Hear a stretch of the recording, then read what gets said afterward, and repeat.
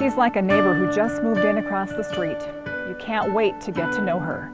You've seen her friendly face so many times, it's like she's already your friend. She is Lindsey Solberg Herbel, outreach interpreter for the North Dakota School for the Deaf. Or as Governor Doug Burgum said at one of his daily press briefings on the coronavirus pandemic, the fastest signer in the West. The first press conference that I interpreted, we met, and then he was like, pulled his hand out, and I was like, no, we're not shaking hands. So we elbow bumped. I don't know. We say hi, and that's about it. Because he's extraordinarily busy. And I mean, when I go in for like the talking points, a lot of times they're still on phone calls. So I'll get the talking points. So I'll get those. I'll quickly read them. I watch the news.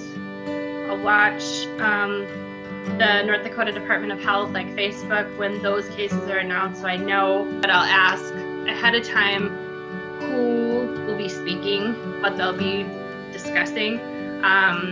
If they're in the room, like if the speaker's in the room, then I'll go up to them and say, I need to know what you're talking about. And sometimes I'll warn them, you understand your topic. So meaning you're gonna talk fast because it's something that you work with every day. But for the people watching, they don't know. This isn't something that they're gonna listen to every day. So I said, you need to slow down a little bit, especially when you're reading. Lindsey has been an interpreter for the deaf for the past 21 years, mostly in educational settings. She worked for the Fargo Public School District and is now a state employee, providing services to agencies through the North Dakota School for the Deaf. Along with so many North Dakota parents with young kids, Lindsey and her husband Dan have been balancing work and childcare for their 5-year-old daughter Stella and 3-year-old son Maxwell.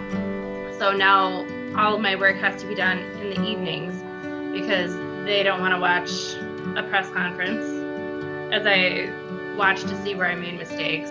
Which was previously a county where the story of what inspired Lindsey to help others by communicating with her hands is perfect.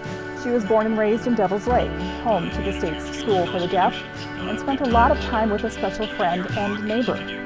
When I was young, my neighbors that lived around the corner from me,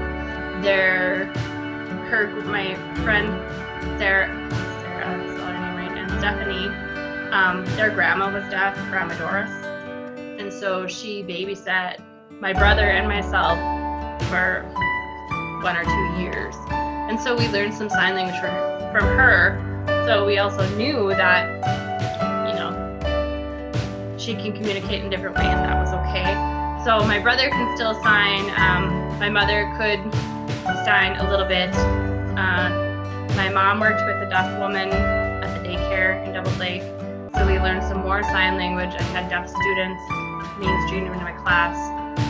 Sarah and Stephanie's mom recently sent Lindsey a note telling her that Grandma Doris would be proud. It's evident North Dakotans share that sentiment. Lindsey gets high praise as though she is everyone's neighbor. She gets regular shout-outs on social media, requests for interviews, and several strangers have friended her on Facebook. Yeah, I mean, people will sometimes stop me and say, oh, are you the lady from TV? And yeah, and I kind of go on because I'm just a regular person. While she's not the kind of person to seek the spotlight, Lindsey does hope all the attention can spark awareness and translate curiosity and desire into action. I'm hoping that it'll encourage people to learn sign language. I'm hoping if people have a deaf coworker, a deaf neighbor, somebody in their class is deaf, really, I encourage you to learn some sign language. It's really great to see all the inclusion from all over the country because I do watch other states, and I'll sit there and I'll say, oh yeah, that's a way better way to sign it. That'll be more clear. So I've learned a lot from other interpreters. And as for being like that friendly neighbor who just moved in across the street, you can't wait to know, that is Lindsey. I guess I would encourage everybody, check on your neighbors. There's probably some, older people that are lonely, and I know in my neighborhood, it kind of started with my across the street neighbor. She had a hip replacement, and so I would bring her meals, and so for I think it was about 2 weeks, I think I brought her a meal almost every day. My next door neighbor is an elderly person. I bring them meals, and her husband just passed away, but I brought them meals, and you can put them in a bag and just tell them, wash your hands. Lindsey has made an impact without speaking a single word. It turns out that a legend, someone else who was all about being a good neighbor, made an impression on her long ago. One of my personal heroes is Mr. Roger, and I've loved him since I was a little kid. And let's make the most of this beautiful day. So, try your best.